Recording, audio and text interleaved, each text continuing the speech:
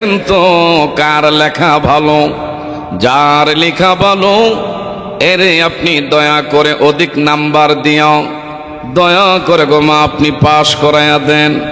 আমরা একটু দেখতে চাই মা খাতুনে জান্নাত আদরের 2 সন্তানের কাগজ হাতে নিয়ে তাকে দেখে, হায় রে, আমি যদি বলি ইমাম হুসাইনের লেখা ভালো, হাসাইনের মন বেজার হয়। হাসাইনের লেখা যদি বলি ভালো, হুসাইন বেজার হয়। আমি মা কারে খুশি করে কারে বেজার করবো? ডাক দিলেন বাবারা, এই লেখার একমাত্র ফলাফল আমি দিতে পারবো না। এই লেখার একমাত্র ফলাফল দিবে তোমাদের বাবা শেরে খুদা আলী মর্তুজা। একটু জোরে বলা যাবে নি মারহাবা? কিছুক্ষণের মধ্যে হযরতে আলী মর্তুজা আসলেন। মা খাতুনে জান্নাত ডাক দিলেন, হাসান হোসেনের বাবা, প্রাণের স্বামী গো, আপনার আদরের 2 সন্তান এমন এমন লেখা লিখছে, এখন আমাকে ধরছে কার লেখা ভালো ফলাফল জানাইয়া দিতে। আপনি দয়া করে কলম হাতে নেন, কার লেখার মান ভালো। হযরত আলী বলে, তুমি বড় বুদ্ধিমতী, বড় তুমি চালাক, তুমি মা হইয়া যেখানে ফলাফল জানাইলা না। আমি মা যদি কলম ধরি, আমি বাবা যদি এমন ফলাফল আউট করি, তাইলে একজন খুশি হয় আর একজন বেজার হয়। আমি বাবা হইয়া সেটা করতে পারবো না। এইটার একমাত্র রেজাল্ট দিলে তার নানা একমাত্র দুজাহানের বাদশা নবী কামলিওয়ালা সারা কেহই দিবে না। বলেন সুবহানাল্লাহ। মা খাতুনে জান্নাত হযরত আলী মর্তুজা ডাক দিলেন প্রাণের। হযরত মা ফাতেমা বললেন, প্রাণের স্বামী আর দেরি করা যাবে না, চলেন আমার বাবার দরবারে যাই। আমার নবীর দরবারে যখন গেছে, গিয়া বললেন, মা ফাতেমা, আপনার দহিত্র নাতি হাসান এবং হোসাইন 2 জনে এমন এমন লেখা লিখছে, দয়া করে বলেন তো কার লেখার মান ভালো। আমার নবীজি একবার হযরত আলীর চেহারার দিকে তাকায়, আরেকবার খাতুনে জান্নাত ফাতেমাতুজ জোহরার চেহারার দিকে তাকায়, আর বলে, তোমরা মা হইয়া বাবা হইয়া যেখানে কলম ধরলা না, আমি তার নানা, আমি যদি বলি হুসাইনের লেখা ভালো, হাসাইন বেজার হবে, কারণ তারা 2 জনে আমার কাছে সমান সমান ভালো। আমি কাউকে খুশি করে কাউরে বেজার করতে পারবো না। আজকের রেজাল্ট একমাত্র আমার আল্লাহ সুবহানাহু ওয়া তাআলা দিবে। বলেন সুবহানাল্লাহ। এই মুহূর্তে আমার ভাইরা, হযরতে আলী আর মা ফাতেমা বলল, বাবা, তাহলে কিভাবে আমার নবীজি আমার আল্লাহ সুবহানাহু ওয়া তাআলার কাছে দরখাস্ত রাখলেন, আল্লাহ দয়া করে আমার 2 নাতির লেখার মান কার ভালো, এটার রেজাল্ট আপনি দয়া করে আউট করে দেন। সঙ্গে সঙ্গে আমার আল্লাহ জিবরাইল আমিনরে নোটিশ জারি করে দিলেন, এর জিবরাইল দেরি করিস না রে, তুই জিবরাইল আমিন দেরি করিস না, এখনই জান্নাতের ভিতরে গিয়ে 7টা জান্নাতি মার্বেল সংগ্রহ করবা। বাবা গভীর মনোযোগ আমার দিকে তাকান। আহলে বায়াত আমার নবীজি বলছেন, তাদেরকে যারা ভালোবাসবেন, মান আহাব্বাহুমা ফাকাদ আহাব্বানি, আমার আহলে বায়াত হাসান এবং হুসাইনরে যারা ভালোবাসলো, তারা যেন আমি নবীরে ভালোবাসলো। আর আমি নবীরে যারা ভালোবাসবা, আমি নবীজি ঘোষণা করে দিলাম, হাসর ময়দানে তোমরা আমার সাথী হয়ে আল্লাহর জান্নাতে যাবা। আর হাসান হোসেন হলো সাইয়্যিদা শাবাবি আহলিল জান্নাহ, আল হাসান ওয়াল হুসাইনু সাইয়্যিদা শাবাবিল আহলিল জান্নাহ। হাসর ময়দানে হাসান এবং হুসাইন সমস্ত জান্নাতের যুবকদের সরদার হবে। হাসান হুসাইন জান্নাতি তোমার আমার জন্য সুপারিশ করবে। বলেন সুবহানাল্লাহ।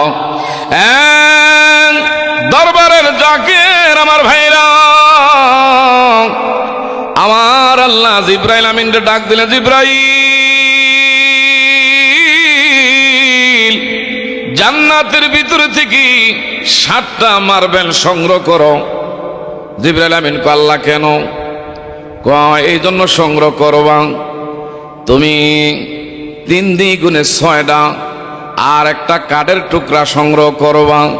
কাঠের দুই টুকরার দুই মাথার মধ্যে হাসাইনের লেখার মান একটা কাগজ থাকবে এক মাথায়, ইমাম হুসাইনের লেখা থাকবে আরেক মাথায়। আর 7টা মার্বেল নিয়ে একটা একটা করে জমিনে ছেড়ে দিব। যার বাগে একটা বেশি যাবে বা 2টা বেশি যাবে তার রেজাল্ট ভালো হবে, তার মান বেশি হবে। একটু জোরে কন্যা সুবহানাল্লাহ। কারবালার বিচ্ছেদের জ্বালা গো আমরা সইতে পারি না, বলেন কারবালার বিচ্ছেদের জ্বালা গো আমরা সইতে পারি না। হায়রে মুহররমের 10 তারিখে ঘটল কি ঘটনা, বলেন মুহররমের 10টা ঘটল কি ঘটনা। কারবালার বিচ্ছেদের জ্বালা গো আমরা সইতে পারি না, জোরে কারবালার বিচ্ছেদের জ্বালা গো আমরা সইতে পারি না। আইরে মুহররমের 10 তারিখে ঘটল কি ঘটনা, বলেন মুহররমের 10 তারিখে ঘটল কি ঘটনা। কারবালার বিচ্ছেদের জ্বালা গো আমরা সইতে পারি না। সবাই যখন শহীদ হইয়া যায়, ইমাম হুসাইন গেলেন কারবালায়। ওরে চারিদিকে হইতে তীর মারতেছে এজিদের দলেরা, বলেন চারিদিকে হইতে তীর মারতেছে এজিদের দলেরা। কারবালার বিচ্ছেদের জ্বালা গো আমরা সইতে পারি না, বলেন কারবালার বিচ্ছেদের জ্বালা গো আমরা সইতে পারি। মাওরারি জিওরারি লাশ পড়তেছে সারি সারি গো। ও হায় ইমাম কাশেমের লাশ লইয়া গো কান্দে, ইমাম কাশেমের লাশ লইয়া গো কান্দে বিবি সকিনায়। কারবালার বিচ্ছেদের জ্বালা গো আমরা সইতে পারি না। আয় হায় কারবালার বিচ্ছেদের জ্বালা গো আমরা সইতে পারি না। আইরে মুহররমের 10 তারিখে ঘটল কি ঘটনা, বলেন মুহররমের ঘটল কি ঘটনা। কারবালার বিচ্ছেদের জ্বালা গো আমরা সইতে পারি না। সবাই চিৎকার মেরে বলেন মারহাবা। নারে তাকবীর, নারে রিসালাত। শুহাদায়ে কারবালা, শুহাদায়ে কারবালা, সুফি দরবার শরীফ। সকলে কোন মারহাবা। বাবা বাইরে চমৎকার আওয়াজ, কিন্তু ভিতরে বক্তার কানে আওয়াজ ক্লিয়ার না। এই জন্য আলাদা প্যান্ডেল লাগে, পরিবেশ লাগে। তারপরেও এই দরবারের একনিষ্ঠ ভক্ত আপনারা যে বসছেন, হুজুরকে ভালোবেসে আমার বাবারা বন্ধুরা, এই বসাটা হাসরের ময়দানে আল্লাহ পাক যেন নাজাতের টিকিট বানায় দেয়, বলেন আমিন। আরেকটু জোরে কোন আমিন। এই তোমরা খুব ডিস্টার্ব করে গেলাম।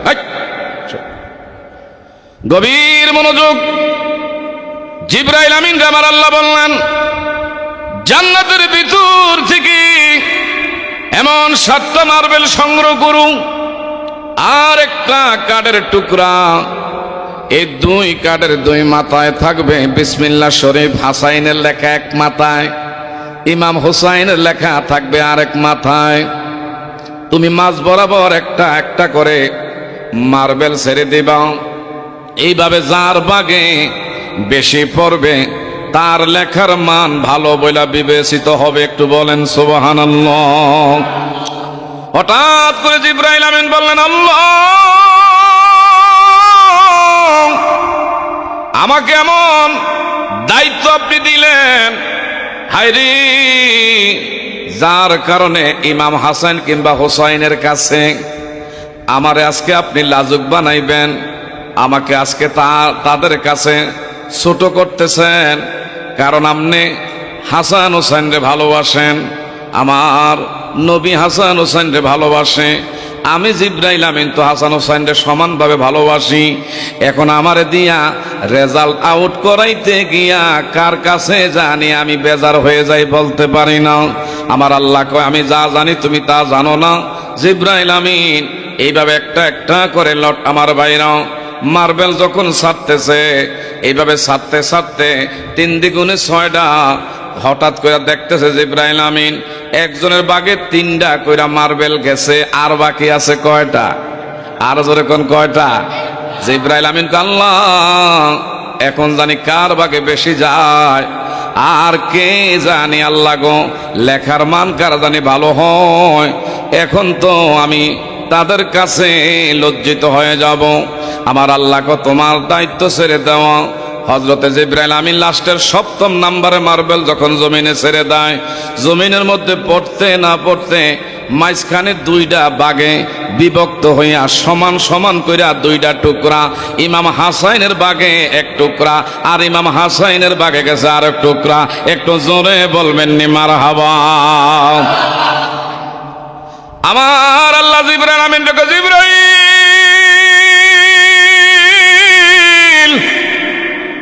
আমি আল্লাহ হাসান হোসেন রে 2 জনরে সমান সমান ভালোবাসি।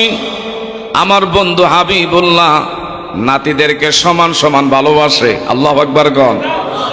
আমার আশে আজিম গোটা পৃথিবী হাসান হোসেন রে সমানভাবে ভালোবাসে। ইমাম হাসাইন একদল বের হইছে কয় মসনদের জন্য, ক্ষমতার জন্য। ইমাম হোসাইন নাকি আমার ভাইরা কারবালার ময়দানে সেই বাবারা বন্ধুরা আমার ভাইরা কুফায় বলে ক্ষমতার জন্য ইমাম হোসাইন গেছেন। এই ধরনের কথা যারা বলে এরা সত্যিকার অর্থে এজিদের প্রেতাত্মা। এজিদ যদিও দুনিয়ায় আমার বাবারা নাই, কিন্তু এজিদের উত্তরসূরি পূর্বে ছিল, এখনো আছে, কিয়ামত পর্যন্ত থাকবে। নবীর নাতি হোসাইন দুনিয়ার ক্ষমতার লোভে সেই আমার বাবারা বন্ধুরা সেই ফুরাত নদীর তীরে কারবালা নামক ময়দানে শহীদ হয় নাই, একমাত্র শহীদ হয়েছে আমার ভাইরা সত্য ন্যায় প্রতিষ্ঠার জন্য আর নানার সঠিক ইসলাম রক্ষার জন্য। বলেন ঠিক না ঠিক? যারা এমন কথা বলে এরা কারা? এরা আমার ভাইরা এই এজিদ রে বলে রহমতুল্লাহ আলাই। যে এজিদ আমার ভাইরা নবীর আওলাদে রাসূল ছোট্ট ছোট্ট কোমলমতি বাচ্চাদেরকে নির্যাতন করল, এইভাবে অসংখ্য নবীর বংশের লোকদেরকে হত্যা করল। শুধু তাই না, মা মহিলাদের উপরে পর্যন্ত অত্যাচার করল। সেই এজিদ রে এখন একজন লোক আমার ভাইরা তারা বলতেছে এজিদের বলে কোনো দোষ নাই। আপনারা কি কোন? এজিদের চক্রান্তে নবীর ইমাম বংশের আমার ভাইরা হলে বায়াত শহীদ হয়েছে। যারা বলবে যে ওনার কোনো দোষ নাই, বোঝা গেল এজিদের প্রেতাত্মা এখনো আছে না নাই? আরো জোরে কোন আছে না নাই? বাবা ইমাম হোসাইন সেই কুফায় যাওয়ার কথা না, 1টা 2টা না, প্রায় 1200 চিঠি আসছে দুষ্ট এজিদ তার কাছে বায়াত তলবের জন্য। আমার ভাইরা কুফা নগরে সবাইকে জোরপূর্বক বায়াত গ্রহণ করাইলেন।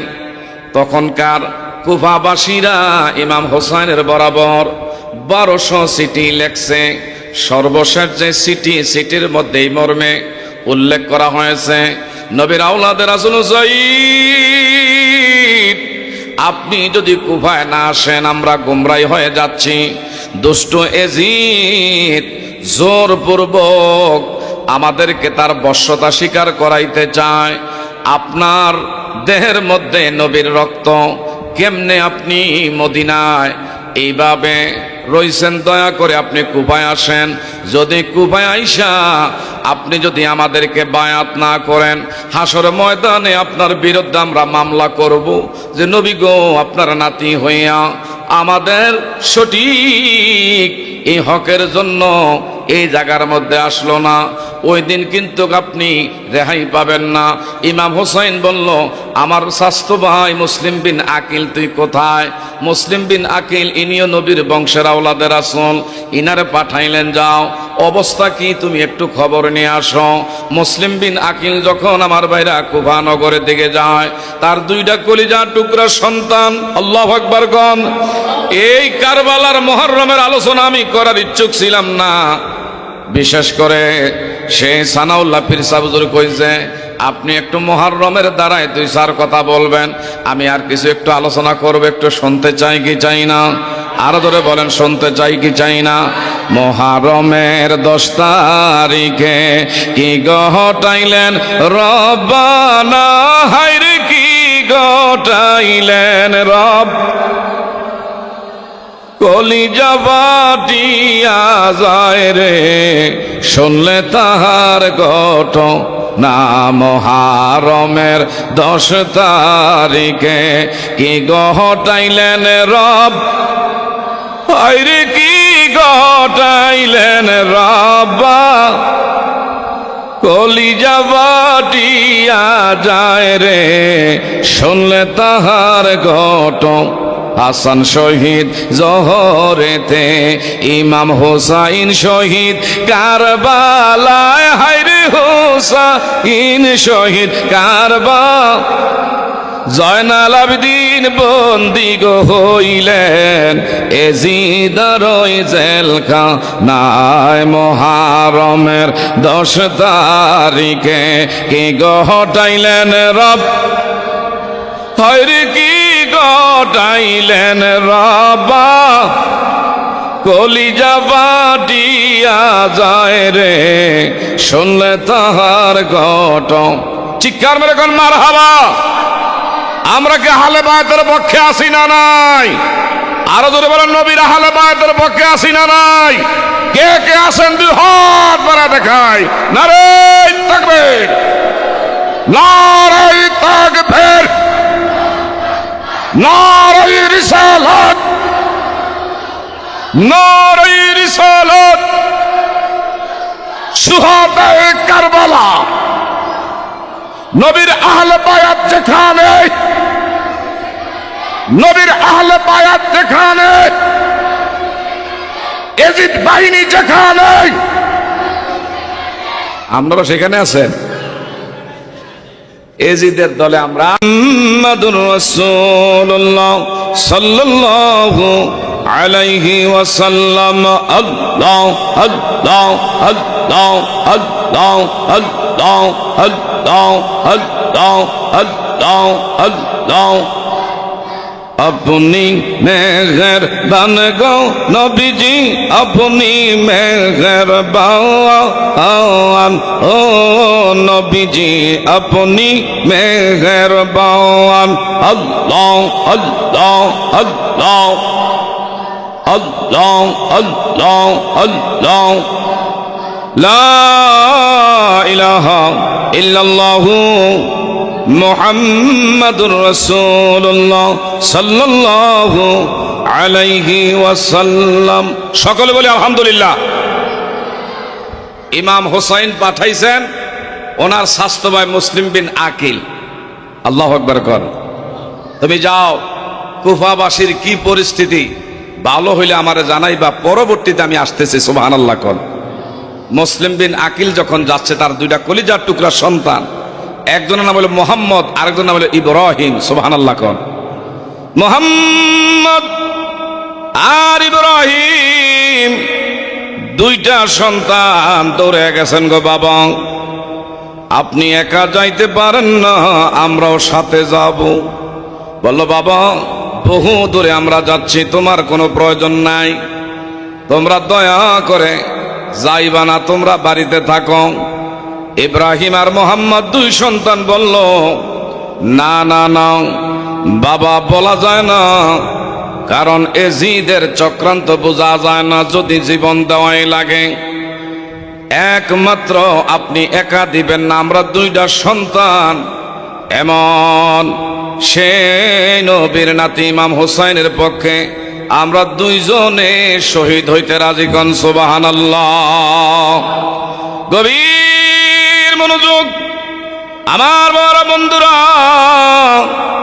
সেই মুসলিম বিন আকিল যখন কুফা নগরে গেছে, একজন দুইজন নয়, 40,000 কুফাবাসীরা ইমাম হোসাইনের পক্ষে সেই মুসলিম বিন আকিলের কাছে এরা বায়াত হয়ে গেছে।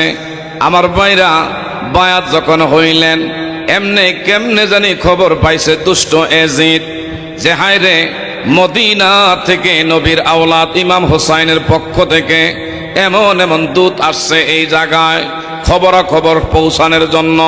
40,000 আমার দলের লোক সেই ইমাম হোসাইনের পক্ষে কালিমা গ্রহণ করে ফেলছে। ওনার বিশেষ করে সেই বায়াত হয়ে গেছে। সঙ্গে সঙ্গে 22,000 সৈন্য অস্ত্র শস্ত্র নিয়া ওই কুফার গভর্নরের চতুর্দিক দিয়ে গ্রেপ্তার করে ফেললেন।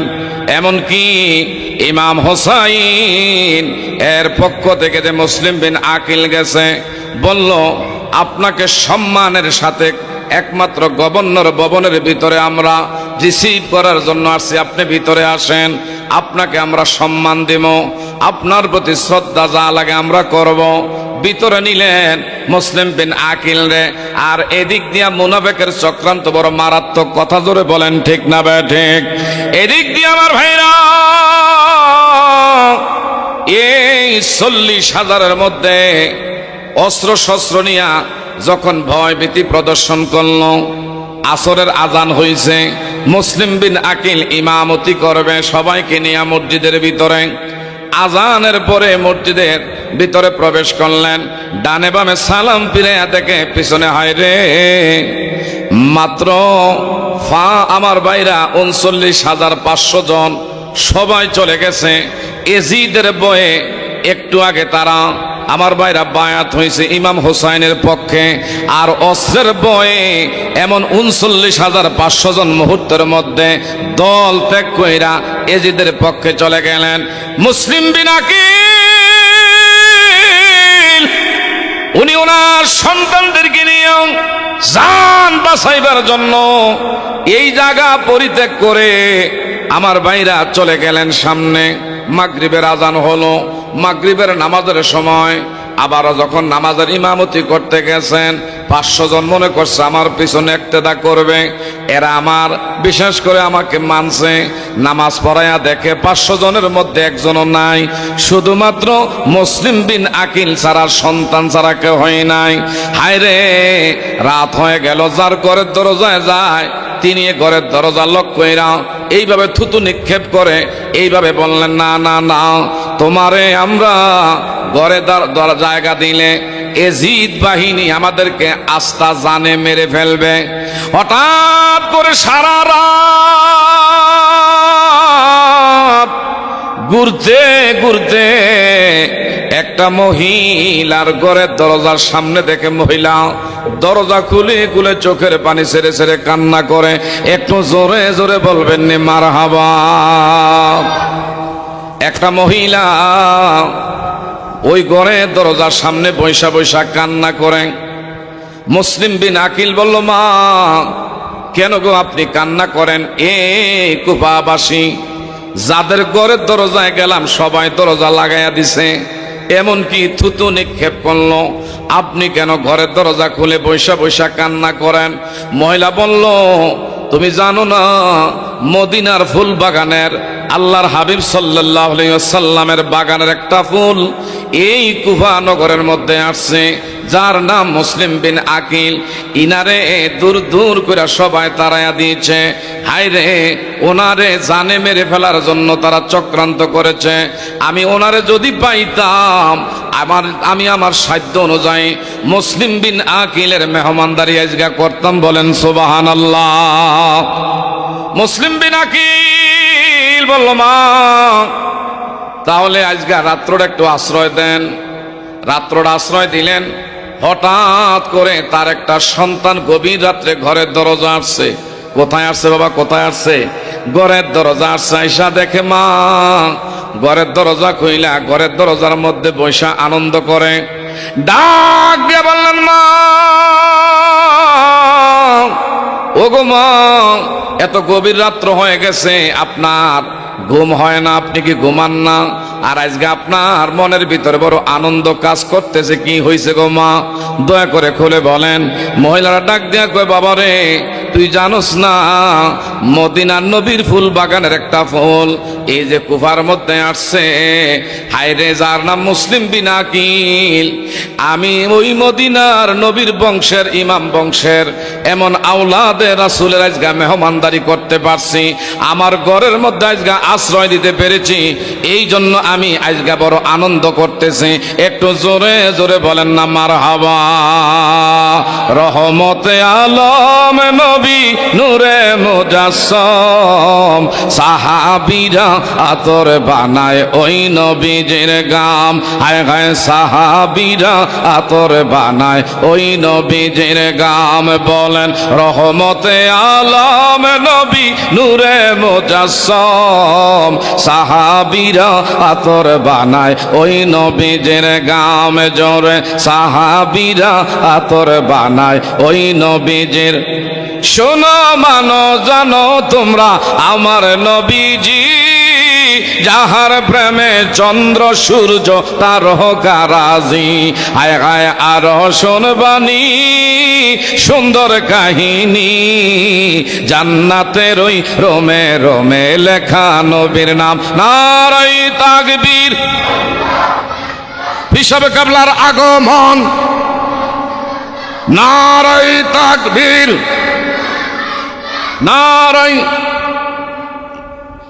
নারায়ে রিসালাত।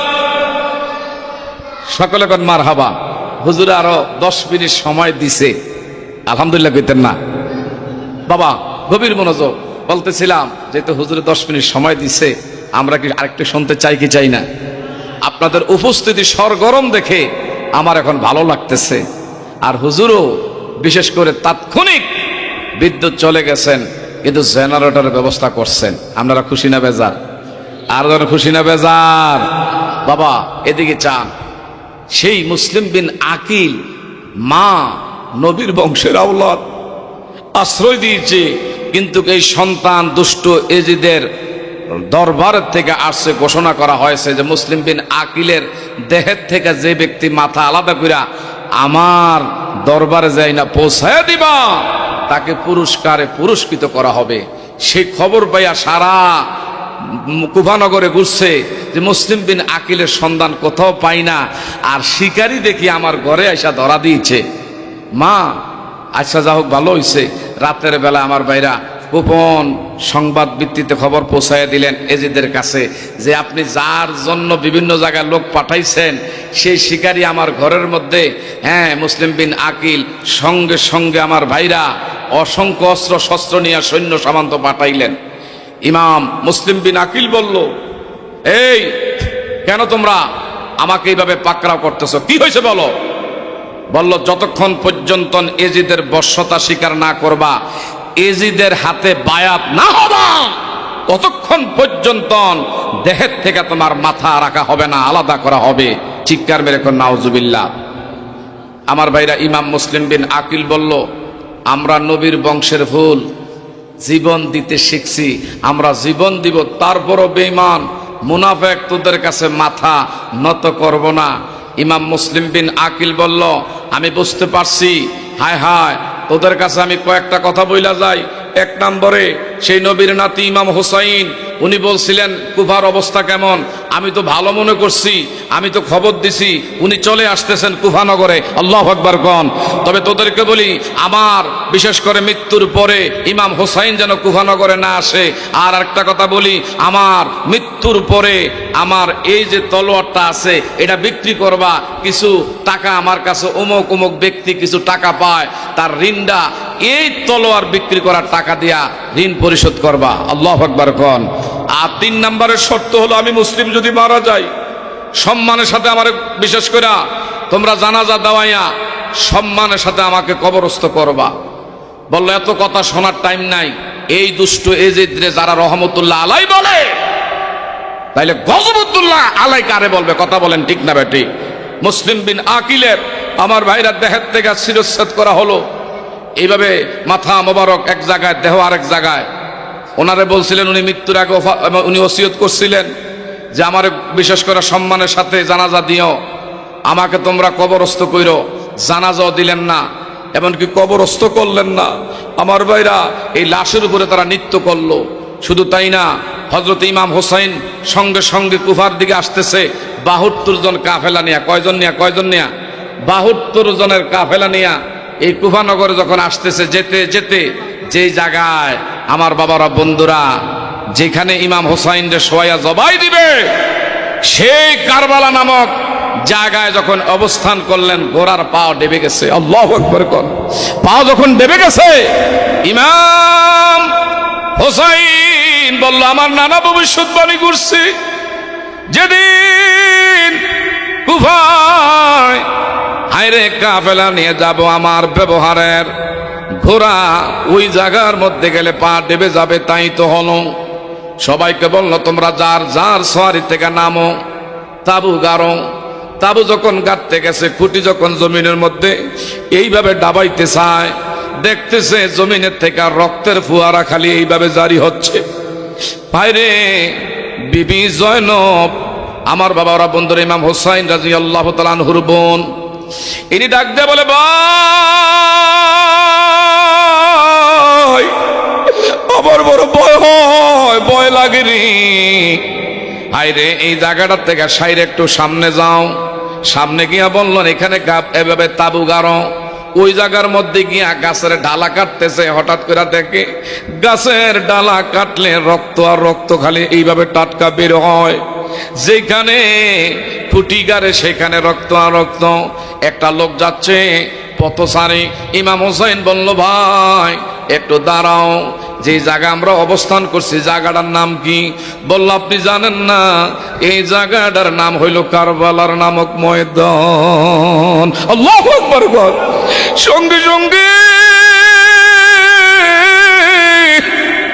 যেদিন কারবালার ময়দানে অবস্থান করলেন, 7 মুহররম, একটা দুইটা না, এইভাবে আমার বাইরা 40,000 সৈন্য সামন্ত দিয়া দুষ্ট এজিদ কয়, হোসাইনের পরিবার এর কাফেলার লোকদেরকে দুর্বল করতে হইলে এই ফুরাত নদীটা এটা কিন্তু বন্দি করা হোক। বলল, যাও, এই ফুরাত নদীর তীরে যেন একটা এক বিশেষ করে ফোঁটা পানি পান করতে না পারে। 7 মুহররম ফুরাত নদীটা চতুর্দিক দিয়া এইভাবে বন্দি করা হলো। ইমাম হুসাইনের শিবিরের ভিতরে আজান হয়, এখানে জামাত হয়, নামাজ হয়। কিন্তু আমার ভাইরা, সেই দুষ্ট এজিদ বাহিনী ইমাম হুসাইনের সঙ্গে আমার ভাইরা হযরতে ইমাম আবুল কাসেম, হযরতে আমার বাবারা, বন্ধুরা, সেই 6 মাসের শিশু আসগর, শিশু আমার ভাইরা আলী আকবর। শুধু তাই না, হযরতে সে আব্দুল্লাহ ইবনে হাসান, এইভাবে ছোট্ট ছোট্ট বাচ্চা থেকে শুরু করে সবাইকে নিয়ে যখন গেলেন পানির জন্য, হযরতে আব্বাস হলো আমার ভাইরা সেই স্বাস্থ্যবান, হঠাৎ করে তাবুর ভিতরে দেখতেছে 6 মাসের শিশু আলী আসগর পানির জন্য কান্না করি। দুধ নাই, খাবার নাই, কিছুই নাই। বলল, দেখি একটু ফুরাত নদী থেকে একটু পানির ব্যবস্থা করা যায়নি? একটা মস্ক নিয়া ফুরাত নদীর ভিতরে যখন নামতেছে, আমার ভাইরা পানি দাও, এইভাবে এইভাবে আমার ভাইরা কাকের মধ্যে নিয়া তাবুর দিকে আসতেছে। পেছন দিক দিয়া দুষ্ট এজিদ বাহিনী ওনার হাতের মধ্যে তীর মারলেন। ডান হাতটা আমার ভাইরা বিচ্ছিন্ন হয়ে গেল, বাম হাতটা বিচ্ছিন্ন হয়ে গেল। 2 হাঁটুর মধ্যে তীর মাইরা 2টা হাঁটু বিচ্ছিন্ন করে ফেললেন। তারপরে মস্কড়া 2 চোয়ালের দাঁত দিয়া এইভাবে শক্ত করে কামড় দিয়া রাখছে। দূর থেকে আরেকটা ঘাতক বেঈমান সেই বাবারা, বন্ধুরা, মস্কের বরাবর আরেকটা তীর মারলেন। সঙ্গে সঙ্গে মস্ক ভেঙ্গে পানিগুলো সব চৌচির হয়ে চলে গেল, এক ফোঁটা পানি নাই। হঠাৎ করে ইমাম হুসাইন ডাক দে বলে, ভাই আব্বাস, এরা পানি দিল না, পানি দিল না, অথচ এই পানি বানাইছে আমার আল্লাহ আমার নানার কারণে। চিৎকার করে কোন মারহাবা। বাবা যাই হোক, বাবারা আলোচনা করলে সারা রাত করা যাবে কারবালার আলোচনা, যেহেতু রাত্রটা গরমের রাত্রি, আর পিসাব হুজুরের দোয়ায় আল্লাহ পাক আজকে দেশ বিদেশ আল্লাহ ঘুরাইতেছে। এই হুজুর হাতে এইভাবে ধরে ধরে বিভিন্ন জায়গায় প্রোগ্রাম যখন যেখানে হইতো আদর কইরা নাতি গইয়া, আসো নাতি অমুক জায়গায় আলোচনা করো, এই যে একটা উৎসাহ দিয়েছে, আজও হুজুরকে ভুলতে পারি নাই। হুজুর আমার কাছে মনে হচ্ছে আজকের এই মসজিদের মধ্যে হুজুরের শরীরে যেন আমাদের সামনে বসা আছে। আল্লাহু আকবার গণ। ওলি আল্লাহরা কখনো মরে না। যা হোক বাবারা, বন্ধুরা, আমি আমার আলোচনা এখানে সমাপ্ত করলাম। আবারও ইনশাল্লাহ সামনে বাৎসরিক প্রোগ্রামে আলোচনা করব। একটু জিকির করি লা ইলাহা